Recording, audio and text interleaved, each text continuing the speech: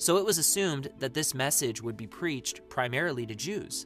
That is, until Paul and his crew arrived at the capital of Cyprus, Paphos. A non-Jewish Roman governor asked Paul to share with him the message he came to preach. His name was Sergius Paulus. What's crazy is that an inscription was found on the island of Cyprus with the name Sergius Paulus, his title as governor of that region, and dated to the exact year Paul would have been in Paphos. But as Paul began to share the good news of Jesus, a sorcerer named Elymas tried to turn the governor away from Paul. So Paul told the sorcerer that he was a son of the devil, and instantly, the Bible says, a dark mist fell on the man so that he couldn't see. I wonder what this dark mist would have looked like. Whatever it looked like, it caused the governor of this region to believe Paul's message. But I don't think Paul and his team could have predicted the dangers that were waiting for them at the third city on this adventure. Their boat arrived in Perga in the region of Pamphylia, but I think John Mark knew that they were in dangerous territory because it's here that he bailed on the team and sailed back home to Jerusalem.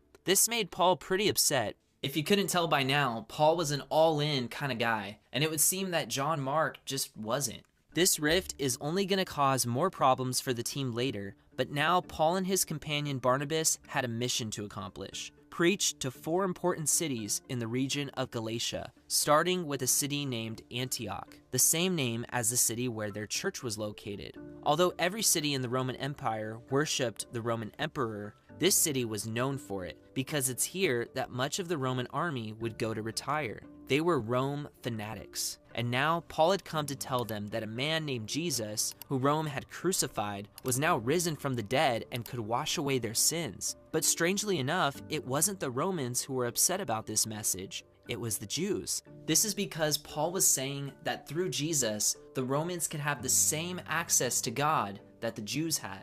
This is why the Jews eventually stirred up the people to throw Paul out of the city. So Paul and Barnabas tried to preach in the Galatian city of Iconium, but the Jews from Antioch followed them and again stirred up the people against them. However, Paul was determined to stay this time, and many believed in Jesus. But it got so bad that many of the people tried to stone Paul to death, an ancient practice that involved throwing big rocks at someone until they died. So Paul and Barnabas escaped to the next city, Lystra, where one of the strangest things happened. But in order for it to make sense, you first need to see this: a statue of the ancient god Hermes and a statue of the god Zeus. It was a local legend that these 2 Greek gods had come to Lystra in the past, disguised as ordinary men. But the city had refused to help the strangers except for one couple. So Zeus and Hermes destroyed everyone in the city except the couple who helped them and turned them into trees after they died.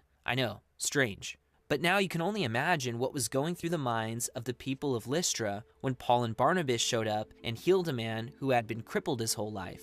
They immediately assumed that Zeus and Hermes had returned again, disguised as men. So the people worshipped them and even sacrificed oxen to them as gods. Paul tried to tell the people that they were not gods and even called their gods useless. But the people continued sacrificing their animals to Paul and Barnabas until the Jews of Antioch once again caught up to them. But this time, they got what they wanted. They stoned Paul half to death and dragged him out of the city. But miraculously, Paul got back up and, get this, went back into the city.